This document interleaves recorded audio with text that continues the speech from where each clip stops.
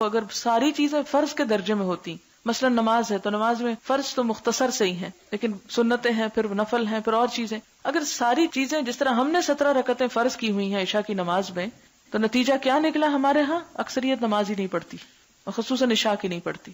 لیکن جن ملکوں میں اتنا شعور ہے کہ یہ 17 کی 17 فرض نہیں، وہاں لوگ پڑھ لیتے ہیں، خواہ فرض پڑھ کے کیوں نہ اٹھ جائیں. یعنی وہ بھی پسندیدہ نہیں کہ صرف فرض پڑھیں، لیکن کم از کم فرض تو پڑھتے ہیں نا.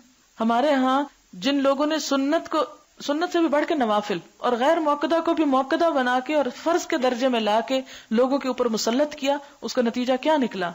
وہ جو آپ آج کل دیکھ سکتے ہیں کہ ایون رمضان میں بھی لوگوں کو توفیق بعض اوقات نہیں ہوتی نماز پڑھنے کی، کہ وہ گھبرا اٹھتے ہیں کہ اتنی لمبی کون پڑھے. تو حقیقت یہ ہے کہ جب آپ نوافل اور سنتوں کو فرض کے درجے میں مستقل طور پر لے آتے ہیں، یعنی وقتی طور پر کسی ڈسپلن یا کسی اس کے لیے تو اور بات ہے، لیکن مستقل طور پر لے آتے ہیں تو لوگوں کے حق میں جرم کرتے ہیں، ان کو گناہگار کرتے ہیں، اور اگر ریئیکشن زیادہ ہو تو وہ فرض بھی چھوڑ جائیں گے. اور ایسی سختی، اسی لیے وہ میں بار بار ایک جملہ دہراتی ہوں کہ ہمیں حرام کو حلال کرنے کا جس طرح اختیار نہیں، اسی طرح حلال کو بھی حرام نہیں کرنا چاہیے. اور جو چیزیں ہمیں رخصت دی گئی ہیں، آپ صلی اللہ علیہ وسلم نے کیا فرمایا کہ اللہ تعالیٰ کو جس طرح یہ بات پسند ہے کہ اس کی پابندیوں کو قبول کیا جائے، اسی طرح یہ بات بھی پسند ہے کہ اس کی رخصتوں کو بھی قبول کیا جائے. اس سے بھی اللہ تعالیٰ محبت کرتے ہیں. یہ مومن پر اللہ تعالیٰ کا ایک احسان ہوتا ہے.